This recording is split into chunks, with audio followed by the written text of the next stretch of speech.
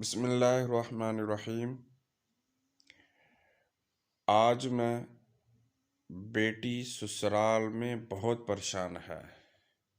इसके लिए एक वजीफ़ा लेकर हाज़िर हुआ हूँ कि अगर बेटी वहाँ खुश ना हो जहाँ उसकी शादी की है, या शोहर की वजह से परेशान है, शोहर इसको अच्छा नहीं समझता, तो सबसे पहले जिस वजह से उसको अच्छा नहीं समझता वो खामियां शोहर के सामने दूर करे।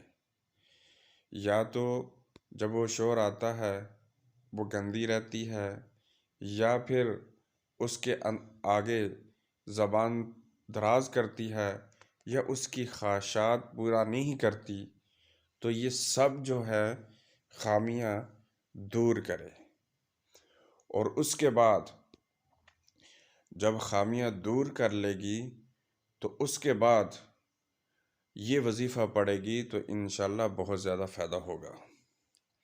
हाँ, अगर उसकी सास ज़बान दराज़ा करती है, या भाई उसके, या नंदे हैं, या ससुर है, तो उनके लिए जो है ज़बान बंदी का अलहदा अमल है।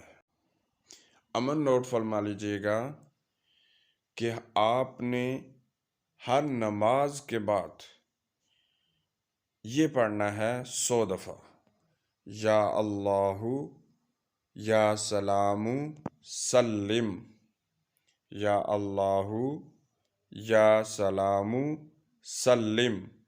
ये हर नमाज के बाद आपने 100 दफ़ा पढ़ना है। और ये वाला अमल बेटी भी करेगी और बेटी की माँ वालदा वो अपने घर में लादा करेगी। तो इंशाल्लाह 21 दिन करे। अगर 21 दिन में मामला हल नहीं होता तो हद जो है 41 दिन है। इंशाल्लाह 41 दिन के अंदर अंदर ये सारा जो सुकून वाला माहौल नहीं है, जो बेटी की इज़्ज़त वहाँ नहीं हो रही, ये सब के सब असरात जो है इंशाल्लाह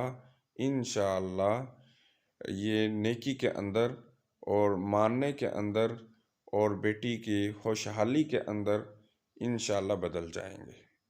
हमें दुआ में याद रखना। अल्लाह हाफ़िज़।